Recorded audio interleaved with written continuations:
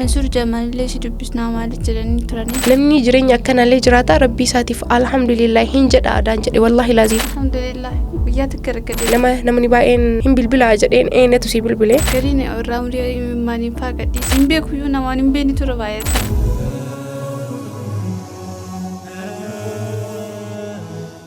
Assalamu alaikum warahmatullahi wabarakatuh. Kabajamtoota jaalatamtoota hordoftoota miidiyaa Zaad akkam nagaa keessanii kanneen biyya keessaa fi biyya alaa iddoo bakamaa ta'u teettanii miidiyaa keenya Zaad filannoo keessan gootanii nu hordofaa jirtan nageenyi keenya iddoo isin jirtanitti isin biraa ga'u jecha torbanii sagantaa riqicha raggee isin biraan gahaa jiru jaalattanii hordofaa akka jirtan ragaa isinii baana. Al takka hundi keessanuu atis innis isinis hundi keessanuu viidiyoo kana like share gochuun eegala. Namoonni maatii mana kanaa hin ta'in ammoo subscribe tuquudhaan maatii mana kanaa taasisanii jenna marree keessummaan keenya guyyaarraa eenyudha maal qabattee dhufte Samiiraan akka hin jenne guutuu viidiyoo kana faana bu'aa hordofaa isiniin jedha. Sagantaa kana geggeessuudhaan kan isin faana turu Samiiraa maanii hamma xumura sagantaa kanaatti nu faana bu'aan affeerraa keenya kan kabajaati.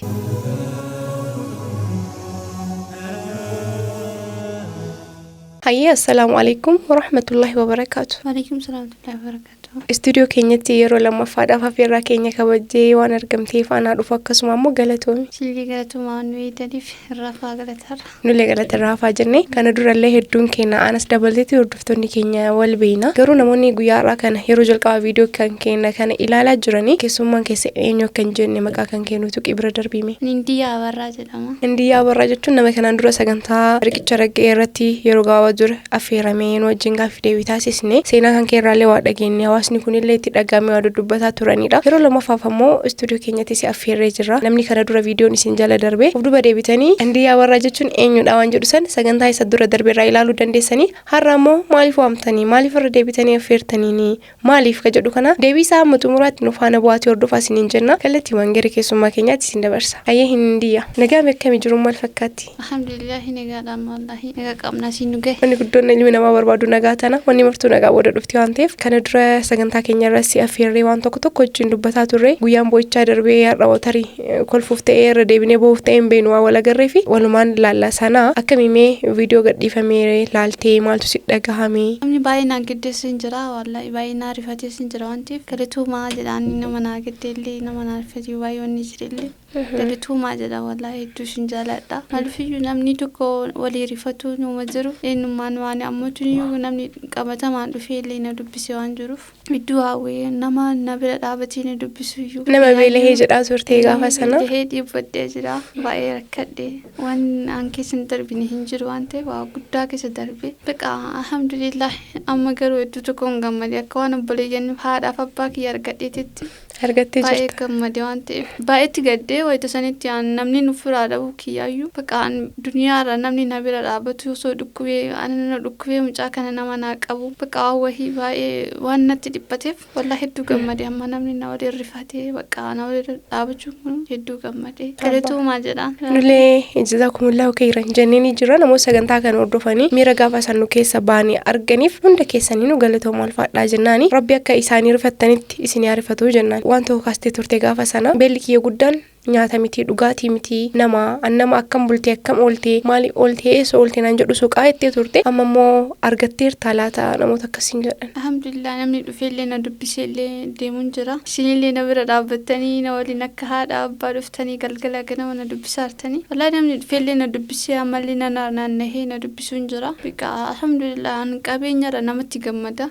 Bara fayyaa qabaattee waan mara qabaattee nama qabaattee qabeenyumaa miti wanni argamne hin jiru. Fayyaadha namoonni nama argatteetti qabeenyi kee fayyaa irra namoota sitti gammachiisa yoo jira akkatti nama sanitti abdii wayii himatu waan ta'eef baay'ee wallahi hedduu gammade. Gargaarsi guddaan gargaarsa yaadaati jenna namni kamuu beekamaadha kuni nama cinaa dhabuun qabeenya guutuullee qabattee waan gammachuu si kennu miti kophummaa fi kophaa ta'uun waa walitti dhufaa miti nama jidduu jiraatanillee yeroo takka kophummaa namatti dhagahamuu danda'a amma irratti ammoo biyaas waan xiqqoolee taatu nama argachuu sanillee taatu argattee jirta gaafa viidiyoon gadhiifamee argitu viidiyoo turre haala itti nama wal beeytuu fi eega viidiyoon gadhiifamee booda namoonni bilbilanii ta'uu qaamaan ta'uu akkamii yaadni jirume viidiyoo duraaf viidiyoo dura. Ani namni dawalee keessaanillee na dubbise baqa na waliin haaseellee jira namni akkasitti qaraatillee si qaraasifnaa miidiyaa irratti baqa silkii akkana fudhatanii bakka kana fudhanii nuun jedhanii na himanii qaraatii na jammarsiisanillee hin jiran. Mashaallah. Bakka waa'ee wallahi hedduu gammadee jira. Dheebuun kan kee takka takkaas milkaa'aa jira jechuudha. Mashaallah. Bakka addumaan alhamdulillah qaraatii sanillee jammaree bakka gisee haalatti mijaa'u nama alaarratti waan hojii qabu waan ta'eef gisee takka takkaatti mijaa'u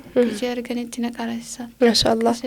Kuni martuu waan viidiyoo buda argameedha jechuudha. Malee namni achi dura na bira dhaabbatee namni waa'ee kiyyaayyuu beeku hin jiru. Warri hanga gammadee warri gibbituun duukaa gammadanii adaatii waa'ee firan kanaa hin qabda naan jechaa turaniyyuu hedduu gammadee waan ta'eef alhamdulillah. Amma irratti wanti kun martuu yookiin taatee nama na himtu kun hunduu viidiyoo booda waan uumamee jechuudha.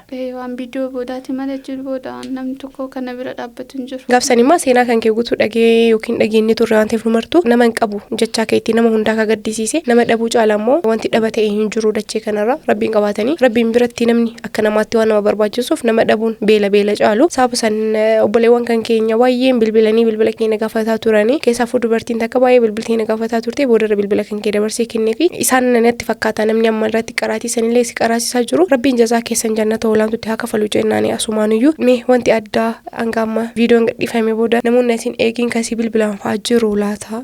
Ani akkaawuntiin qabu waan ta'eef akkaawuntii irratti akkaawuntii baafnaa jedhanii namni dhufanii keessanillee dhufanii bakka mucaa kiyyaallee qarqaaranii maal jedhanii na bira dhaabbatanii akkaawuntii sirreessinaa akkaawuntii waan hin qabneef jedhanii akka sibiraa maranarraa fudhanii deemanii jarillee galatuumaa jedhanii garuu akkaawuntii na biraan hin geenye akkaawuntii si baasnee sibiraan geenye jedhanii baay'ee na bira dhaabbatanii hedduu galatuumaa jedhaan namni waan guddaan nama bira dhaabbatuudha dhufanii na laalanii xiqqeenan tuffanne na waliin laalanii dhufanii amma deddeebanii na laalanitti baay'ee hawween waan ta'eef jara keessatti sirriitti hin jira jechuudha sochiin akkasii. Asumaan waan akkaawuntii kaasnaaniin yaadni tokko keessa kiyyatti dhufe namoonni hedduun viidiyoo kan keessa duraa laalanii akkaawuntii haadha kanaa maaf nu maxxansitanii maaliif akkaawuntii sirratti mallaqni kun hin galu jedhaa turanii kana ani itti himuunirra afaanuma keetirraa akka dhagaan barbaadeetiif maaliif akkaawuntiin keenya akka maxxani. Akkaawuntii waan nama akkasitti illee keessa beekee waan qabneef akkaawuntii kana baafachuun dirqiidha.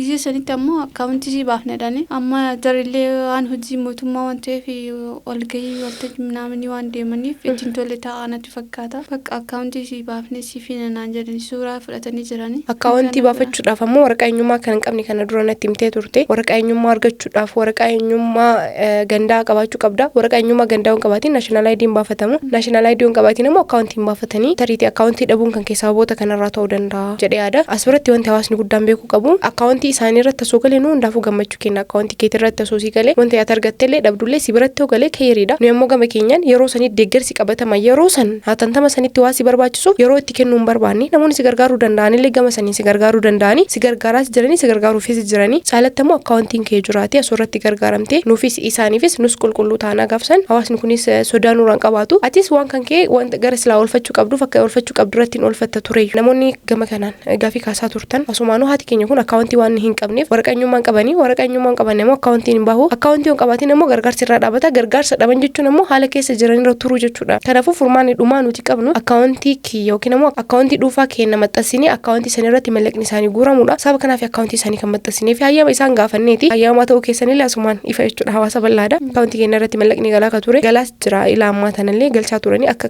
viidiyoon gadhiifamerra mallaqoonni garaagaraa narratti galfamaa jiranii waa'ee gara akkaawuntiitti deebina mudannoon addaa si mudatee jira ani wanta akka seenaatti kaasuus qaba tareessi akka seenaatti waan ajaa'ibsitti ta'ee jira amma irratti viidiyoo kana hanga gadhiifame. Bakka ani namni gariin irraa umurii maaniifaa gadhiisaa waa'ee tanii gaddanii jiranii bakka ani hedduu tokko ani ofii kiyyaafuyyuu maaliif namni akkana nama rifata hedduu tokko rifadhe wallaahi maaliif namni nama rifatu nama jirullee sirriidha ani qaraayyoo nama akka qilee keessaa baheetitti nama dhabuun hedduu sitti gaddaa waan ta'eef ani baay'ee bakka ofirraa taasifaan kun agaruu alhamdulillah ilmii kana akka ta'e majiraadhe baay'ee waan harkina dhukkubuuf malee wallaahi ani abdiillee murii waan ta'eef alhamdulillah garuu bakka waan kana mara keessa darbee amma gasgee alhamdulillah nama argachuun giyyaayuu qabeenya argachuu waan guddaadha. Bakka wallaahi hedduu gammada waan ta'eef. Mashaallah. Baawwan nagaa qaba warra jedhuuf akkamii baawwan nagaa qaba. Nagaa qaba baawwan. Boodarra kan hawaasa wal argisiisuun ta'a nagaa ta'uusaa kananii keessa jirtanii anillee akka nama tokkotti dhuunfaa kiyyaanis maqaa miidiyaas bakka bu'ee deddeebi'ee isin dubbisaa ture maaliif kun dirqama obbolummaa nama kamirrayyuu jiru inni qabu mallaqaan inni hin qabne immoo yaadaan si cinaa dhaabbatuun dirqama obbolummaa islaamummaan irra keettuudha namni musliimaa tokko immoo osoo abbaan qabeenyaa hedduu jiru rakkatuu dheebotuu beela'uu hin qabu namoota amma jetteen alattillee namni namni addaa wayii si bilbilee ture tariitii wal arguuf wal arguu dhabu keessan hin beeku gara fuulduraatti Rabbi jedhe inshallah wal arguuf jettanii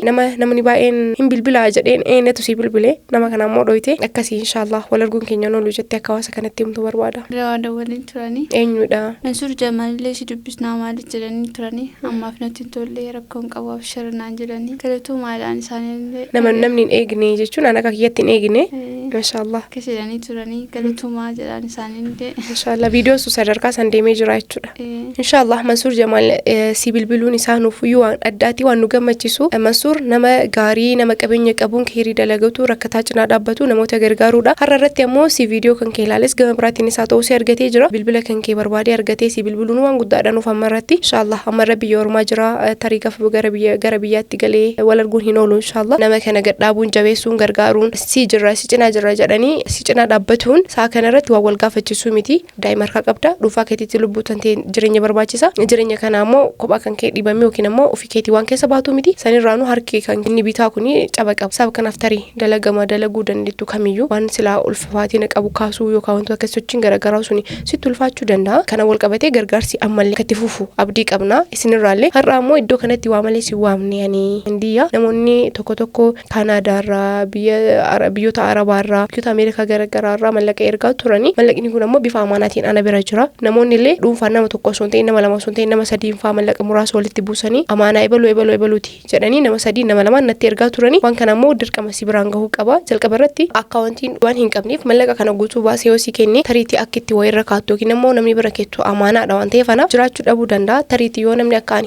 dabarsee irra si kaa'u irratti akkaawuntii kana irraa itti si dabarsuu barbaaddu yoo jiraate asumaan naa eerta. Yoo namni hin jiraanne ta'e ammoo mallaqa hamma silaa si barbaachisu hamma waa wayii ittiin godhatu kana durallee yeroo garaagaraatti wata wal agarruutti waa si barbaachisa jedhu yeroo tokko baasee si kennaa ture. Kanaammoo hawaasa kana duratti iftoominaan dubbachuu barbaada. Wanti qollee taatu qarshii 3,500 waan si barbaachisu tokko godhadhu jedhee si baasee ture. Amma irratti ammoo mallaqa kana kaan amma istuudiyoo kanatti muraasa irraa si kennu malee isana biratti hafe kana akkaawuntii irratti akka si galuu barbaaddu yoo jiraate akkaawuntii san irratti si galcha. Yoo akkaawuntii irratti galuun barbaaddu yoo hin jiraanne ammoo mallaqni kun bifa amaanaa akkuma na bira ture saa sila akkaawuntiin kee bahetti irratti si gargalchuu danda'a. Amma irratti qarshii 23,000 13,000 17,700 walii galatti qarshii gara qarshii 56,700 mallaqni ta'u na bira jira. Mallaqa kana keessa ammoo qarshii muraasa qarshii biraan gahee jira. Ammoo qarshii 15,000 qarshii nan ammatti harkaa qabu kuni kana ammaaf wantoota tokko waan silaa si barbaachisaniin akka godhattuuf jedheeti kan nan baase iftoomina barbaachisaa waan ta'eef dalagaan kamiyyuu mallaqni kun qarshii 15,000 ati illee lakka'uu dandeetta. Nama baasee fidee dhufe waan tokkoon waan si gargaaruun amma samiiraa waas kenni akkas godhii jechuun namatti ulfaachuu danda'a. Garuu waan keessa nagaafachuu salphachuu dandeetta. Kanammoo yeroo takkatti waan kana hunda si kenne iddoon olchitullee hin jiru. Mallaqni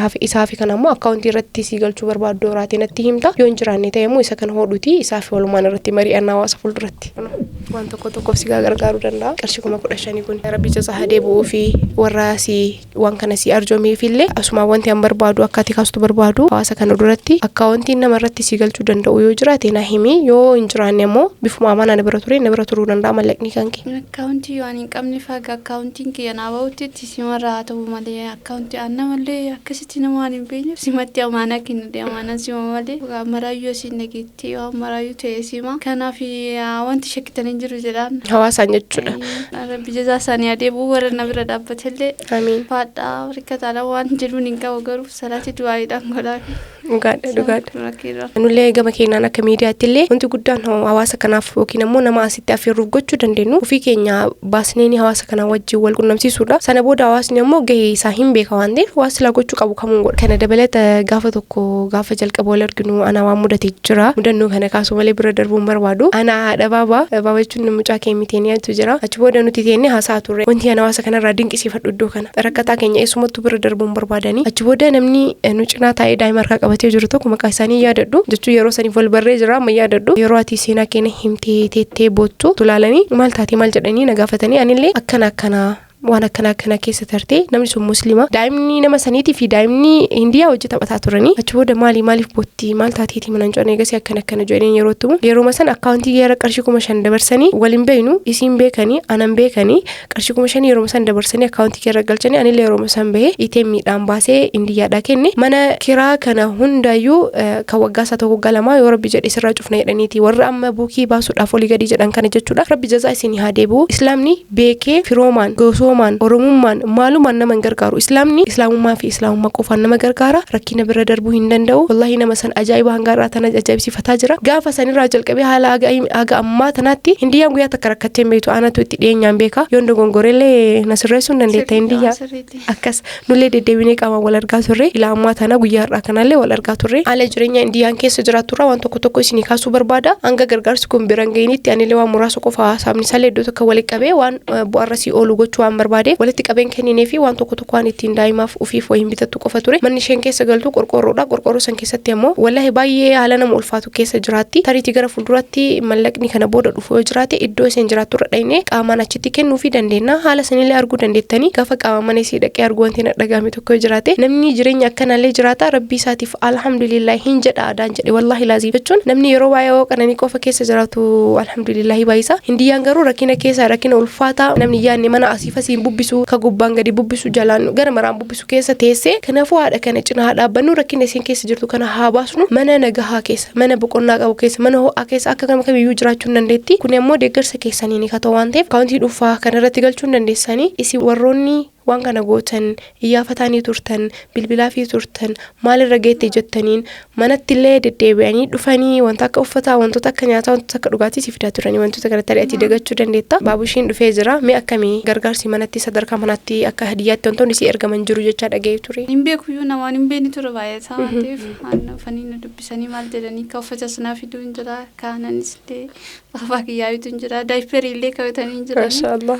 Bakka warroonni amma Attaka akkaawuntii si baasna jedhan kun illee baqa baabaa kiyyaa dhufee bira dhaabbatanii namni maaliif ilma qabullee itti dhagahama ani waan baay'ee kanaan jedhanii jiranii alhamdulillah guyyaa takka rakkadeen beeku baqa aga kana dhufanii asirratti namamtanii guyyaa takka rakkanii baqa hojii namaallee dhiisee kanuma gargaarii keellee kanuma marayyuu alhamdulillah amma garuu gara yaala kiyyaatti deemuu yaalaa jira inshallah walbira jira alhamdulillah wallahi hadiyaan dhoysaallee jijjiiruu jechuudha islaamummaan jabina hamilee wallahi hin beeku garuu ummata kana maal jedhee akka galateeffadhu hordoftoonni sagantaa riqicha rage hundi keessaniyyuu warroonni koomentii barreessuunillee yaada keessa bilbiltanii nu qooduunillee wayi jettanii viidiyoo duuka imimmaan keessa lolaastanii bahuudhaanillee gadda isinii dhagahame ibsataa turtan wallahi jazaakumullahu khairan rabbiin isinii haa gaddu rabbiin isinii haa yaadu rabbiin isinii haa iyyaafatu kuma isin gargaarsa isinii tattaafattan rabbiin isin haa gargaaru isin maal rakkatteettanii si gargaartanii asoo rakkattee keessan isin gaafate rabbii rakkoo keessaa isin haa baasu jechuun ni barbaada baay'ee olmaan nurraa qabu manni kuni ammallee wallahi nuuf jiraadha isin nuuf hamileedha galaadha nuti isin guduufa jennee yaanne garuu isinillee nu guduufaartanii ta'e isin nu guduufitanillee hin tuffannu galatooma alfaadha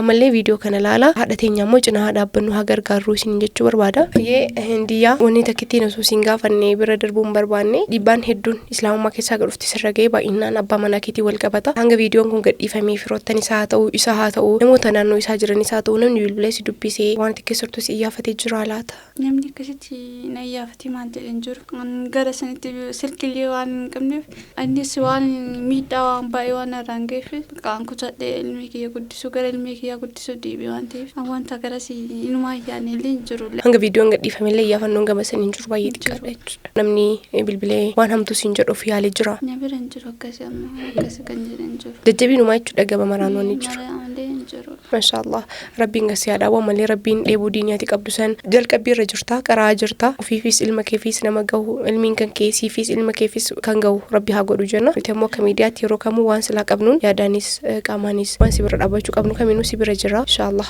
atamoo jabaadhu ammallee abdii rabbi irratti qabdu akkanumatti gadi dhaabinna ka qabu haa ta'u siin jedha akka obboleettii takkaatti yaadda'ini rabbi waan maraafuu furmaata qaba rakkina mara boodayyuu ifatu jira rakkinni marti rakkina ta'een hafu nullee gaafa wal qunnamnu kanatu uumama santu uumama jennee miti wanni rabbi fedhe ammoo gonkumaa nafu beeki wanti rabbi fedhi namoo nama qunnamu namaallee hin ta'u kanaafuu rabbi waan keedee jedhe maraa siifis ilmoo keefis rabbi haa qoodu namni ilmoo qabu ammoo sitti osoo hin taane ilmoo kanatti garaan jabaatu gonkumayyuu kanaafuu asumaan dhaamsi kiyya inni xumura namoonni obboleettii teenya hindiyaa gargaaruu barbaadanii lakkoofsa akkaawuntii armaan gaditti argamu kanaan gargaaruu ni dandeessanii odeeffannoo dabalataa barbaadan ammoo lakkoofsa bilbilaa duwwaa 952 72 duwwaa 70 lakkoofsa miidiyaa keenya irratti nu bilbiluu dandeettanii hayyee hindiyaan akka waliigalaatti wantoota hedduu na kaasteerta tola hedduu namoonni sitti oolan gargaarsa hedduu na kaasteerta namoonni ati galateeffattu yoo jiraate amma irratti taatee hangammatee keessatti carraa si kennuu barbaade.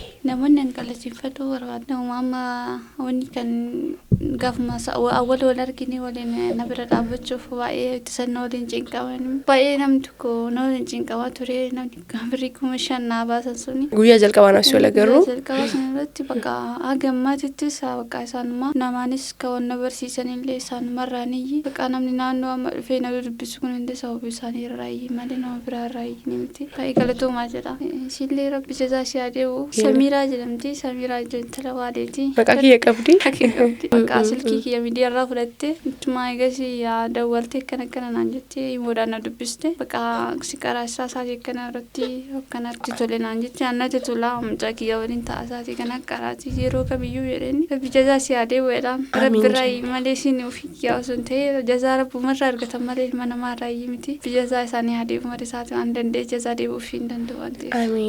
Amiin jenna amiin. Hindi yaasumaan galatoomii ulfaadhu waamicha keenya kabajee yeroo lamaaf istuudiyoo keenyatti argamu keetii fi mana nagaatti galaa rabbi sinaa teessuu dhaabe kanallee rabbi haa guddisu rabbi bakka haa ga'u jechuu barbaada akka obboleettii takkaati. Shukran. Wassalaamu alaikum. Alaikum salaam wa barakaatu. Sinillee galatuma itarraafa jazaa isinii adeemu. Amiin. Simmaraafuu iyyuu. Walgaan keenya guyyaa har'aa wanti guddaan jiraate osoo hin ta'in waan bira jiru kan iftoominaan iddoo isin jirtanitti haadha kanaan ga'uu fi hammamtu akka bira ga'ellee akkam akka ta'u qabullee hayyama siitiin akka akkaawuntiin kun maxxanillee akkasuma immoo namoonni akkaawuntii kana irratti gargaarsa gootaniif gara fuulduraatti akkuma amma har'a biraan geenyu kanatti yookiin gara fuulduraatti biraan ga'uun keenya akka oollee asumaan isinitti himuu dhufiidha jechuudha. Sagantaa kana yeroo lamaffaaf istuudiyoo keenyatti affeerree kan isin biraan ga'uu barbaanneef malee viidiyoo yookiin immoo kaameraadhaan duubatti haadha kana gargaarsa dhufeef kana biraan ga'uu dadhabneeti miti kana garasitti akka nu hubattan jecha hamma xumuraatti nu faana buutanii waan nu hordoftaniif galatoomaa ulfaadhaa jedha. Torban keessummaa keenya yookiin sagantaa keenya isa biraatiin amma wal agarrutti inshaallah rabbi warra torbanii nu haa godhu. Wassalaamu alaikum wa rahmatullahi wa barakatuh.